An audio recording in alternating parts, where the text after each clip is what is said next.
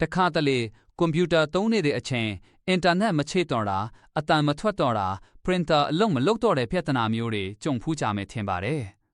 ဒီလိုပြဿနာတွေကို technician မခေါ်ပဲ Windows ထဲမှာပါတဲ့ troubleshoot tool နဲ့တင်ကိုယ်တိုင်ဖြေရှင်းနိုင်တယ်ဆိုတာသိပြီးပြီနာဗျာမင်္ဂလာပါ TNS sharing ကနေပြန်လည်ကြိုဆိုလိုက်ပါတယ်ခင်ဗျာ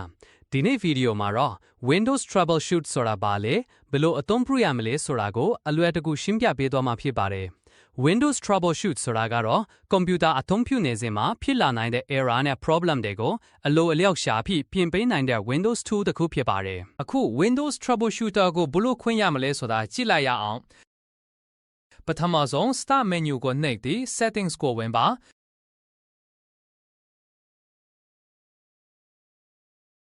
ပြီးရင် System ကိုရွေးပါ။ System ထဲမှာtroubleshoot ဆိုတာကိုနှိပ်ပါတင်းရင် other troubleshooter ဆိုတာကိုနှိပ်လိုက်ပါ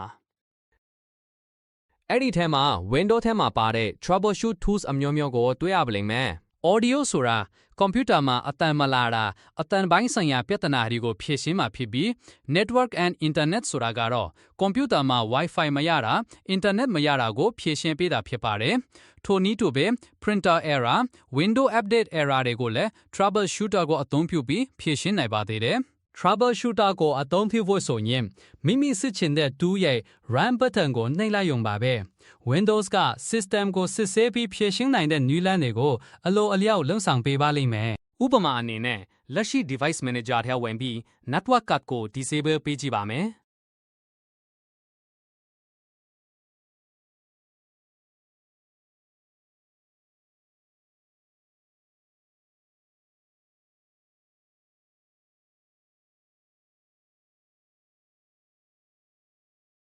ဒါဆိုကျွန်တော်ကွန်ပျူတာကအင်တာနက်မရတော့ပါဘူး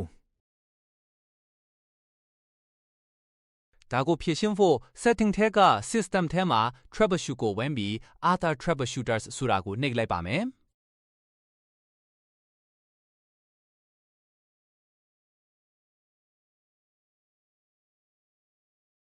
ပြီးရင်တော့ network and internet ဖေးက run ဆိုတဲ့ခလုတ်လေးကိုနှိပ်လိုက်ပါမယ်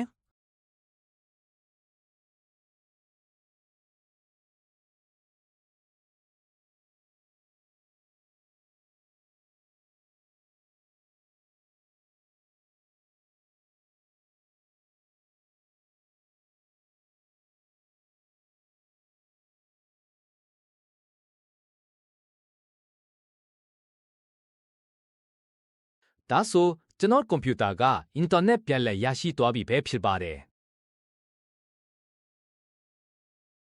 ဒါကြောင့်ကျွန်တော်တို့ကွန်ပျူတာမှာပြဿနာတစ်ခုခုဖြစ်လာတဲ့အချိန်တိုင်းချက်ချင်း technician ခေါ်မဲ့အစား Windows troubleshooter ကိုအရင် run ကြည့်ဖို့အကြံပြုချင်ပါတယ်နောက်ဗီဒီယိုမှာပြန်လည်ဆုံတွေ့ပါမယ်ခင်ဗျာ